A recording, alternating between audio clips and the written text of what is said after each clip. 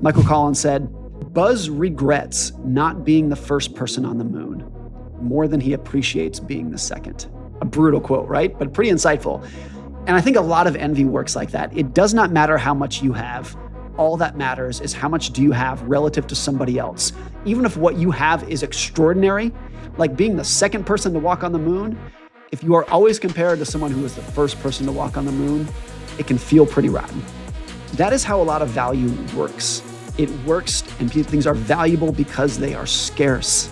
And you see this among some of the most successful product companies in the world.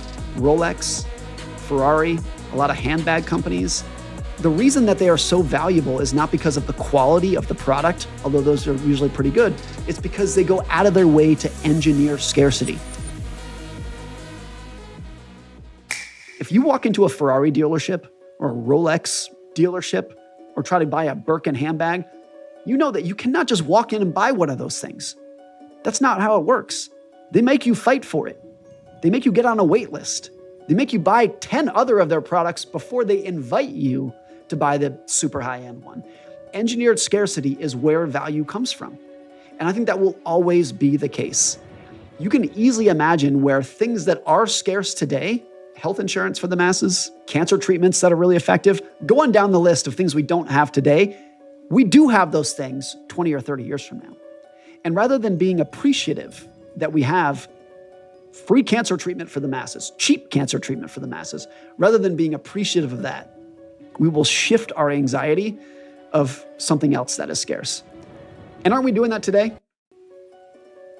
If you talk to someone 100 years ago and they learned that any of us can go on down to the pharmacy and get penicillin for $2, whatever it costs, they would faint on the spot of how amazing that is. But most of us don't do that today. We just accept that we have that penicillin is not scarce anymore, and we shift our anxiety to something else that is. We will always do that. We have always done that. A lot of value is in scarcity. Is AI going to take all of the jobs, and what are people going to do after AI takes their jobs? AI is one of the first technologies in the history of technology where the people who are making it and the CEOs of these companies that are building it promise you in no uncertain terms that if they are successful, the world is going to be fundamentally changed, a lot of which is for the worse. It's going to take a substantial portion of people's jobs and maybe even wipe out humanity at the highest level. No other technology does this. Promises you that if they're successful, things are going to get really, really bad in the world. And of course, that leads to a lot of angst and anxiety, particularly among young people who are entering the workforce and don't know if the degree that they have or the job plans that they have, combined with their lack of immediate skills, means that they're not going to be employable during the most prime years of their life. Anxiety all over the place. Let's say that those apocalyptic forecasts are true and that AI is going to subtract, a third of white-collar jobs over the next 10 years or whatever. Let's say that's true. Do you think that governments around the world, the US government, European governments, Asian, wherever it is, are going to sit back and say, hey, AI companies, Anthropic, OpenAI, whoever it might be, good for you guys. Congratulations on making a tool that destroyed society. Really happy for you. Enjoy all the profits that come from it. Of course not. Of course they would not do that. If that scenario were to come true, that AI is as devastating to the job market as people think it would be, you would see an immediate and fierce response from governments all over the world saying, you can't do that. Now, a million other things could come from that, including as long as there's just one model out there that's not government controlled, that could have a monopoly on causing chaos and destruction. Very hard to make predictions about. But I think people underestimate the ability and the willingness of governments to at some point step in and say, too much, too soon, too fast, too much damage. Before long, governments are going to come in and start regulating to a much higher degree than they are right now and trying to preempt that. About this, a lot of people ask it, because of course, personal finance should be taught in schools. And it's insane that it's not. That we make kids memorize a periodic table and play hot cross buns on the recorder, and they graduate from school barely knowing anything about the factor that is going to influence every single person who graduates from high school, which is money. And we don't teach it that much. Should it be? Yes. Do I want it to be taught more? Yes, of course. And let me make a nuanced point here.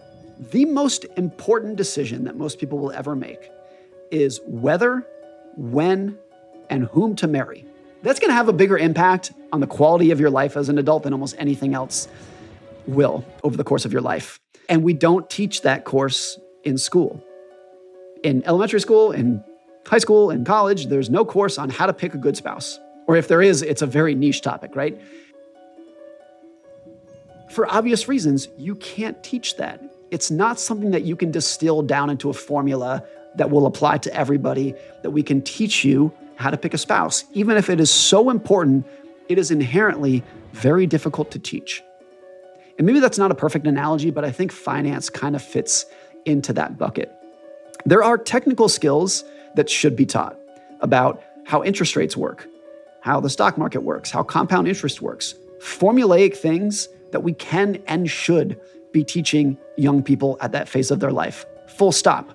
But the most important things about money to learn are things that cannot be taught. It's feelings that you have to experience firsthand. When did I learn the most about money? Was it reading books? Was it somebody told me something? None of that. I learned the most about money when I kind of became independent, left the house when I was 16 years old and was effectively on my own financially, and learned very quickly about the value of a dollar when you experience its scarcity, about budgeting, about envy, about social skills. All of the most important financial topics happen from first world experience. They are not things that anybody in any classroom can sit you down and say, let me tell you about the anxiety that will happen when you can't pay your bills. You have to experience that firsthand. And so that is not any excuse for why personal finance is not taught in schools. It's not saying that it shouldn't be taught. It absolutely should. But I think it is probably the case that even if we taught it in every high school from qualified, well-meaning teachers, it would not move the needle as much as we think it would in terms of good financial outcomes, because the hardest skills have to be learned firsthand. One of the biggest trends in finance and investing over the last 6 or 10 years is the explosion of Robinhood, which markets itself primarily to young investors, particularly young men who, 19, 20-year-old kids, if I can call them that, and teaches them not to invest by and large, but to gamble, but to speculate on stocks and options and crypto. And if you have any kind of market sense of market history, you know how that's going to end, or that how it already has ended for a lot of them. And the answer is not very well. If you take a 19-year-old who's going to speculate on short-term options, you know how this is all going to end. It doesn't end well. If there's any silver lining to that, I think, it's that at least we are teaching a young generation of investors about risk early. They're experiencing it from a very young age. They're experiencing what it feels like to get burned, to lose a lot of money, to speculate and then lose. At least they're learning that lesson about risk when they're 19 and not 45 and trying to put their kids through college. Those firsthand personal experiences are the most valuable thing that we can teach in finance, and you cannot teach it in a classroom. Let me make another point that I don't want to live in a world in which most people wake up every morning and say, I have enough, my needs are met, I don't need to keep working and stressing anymore. If most people did that, progress and innovation would come to a grinding halt. The seed of almost all progress and innovation are people who have enough and are doing just fine, waking up every morning and saying, this is not enough. We need more, we need better, we need faster, we need more efficient. That's where technology comes from. So on one hand, I agree with you. Of all the people whose needs are met and keep wanting more and more and more, and I want to work on that myself and be content and grateful for what I have, and I want to live in a world in which most people don't think that. And that's where innovation comes from.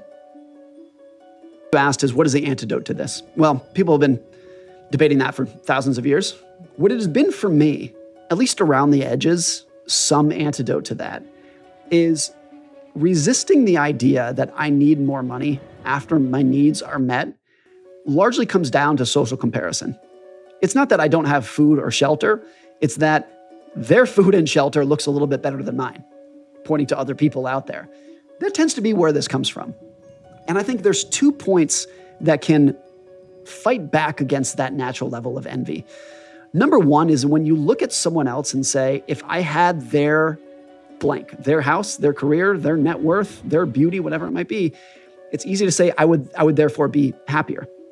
And why that is almost always misleading is because you cannot take a tiny bit of anyone's life and assume that it equates to their overall happiness. You have to take the fullness of their entire life.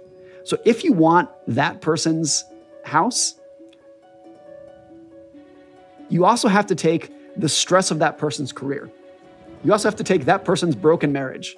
You also have to take that person's ill health, et cetera, et cetera. You have to take everything as a full package. You can't just take bits and pieces of it. Once you are honest with yourself about that, your desire, your willingness to envy others collapses about 90%. And for most people, when you say, even if it's subconscious, you're not actually putting this into words like this, I want that person's life. When you actually take the whole picture, you'll probably say something along the lines of, maybe my life isn't actually all that bad, and I should be pretty happy and grateful for what I have right now. The other point I would make is that envy has no ceiling. And so it is very common to tell yourself, if I had X,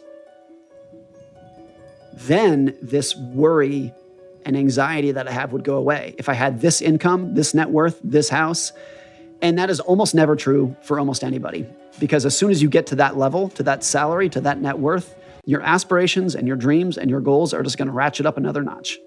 And the world is littered with people, and at various times I've been one of them, who told themselves, once my net worth is X, then I can stop worrying because my needs will be fulfilled. And it never happens. You immediately go to maybe 2X, maybe 3X, maybe 4X. That is always the case. Once you realize the rules of that psychological game and how powerful that psychological game is, you very quickly start realizing that the only way to win that game is to not play it. Don't stop learning. If you did college right or high school right, what you did is you learned how to learn. The vast majority of what you learned in your education could have been learned elsewhere. You could have learned it online, could have learned it on YouTube. 90% of it you're going to forget anyways. The skill that you hopefully took away from college was learning how to learn. Learning how to read, learning how to be curious, learning what you are curious about, learning how to put information together, learning how to ask questions. That's the skill. And if you learn that skill, then day one of putting it into use is the day you graduate college. It is so common that people graduate from college, graduate from graduate school, whatever it might be, and they assume, now I've learned. Now I am a learned individual, and I have my skill, my expertise about this topic, and I can go put it into use. If you look across people who are very successful in their careers and their lives, one of the common denominators that comes up so often is that they are learning machines. They never, ever stop learning. They are very good at learning. They know how to read. They know how to synthesize and contextualize and ask questions, and they never, ever stop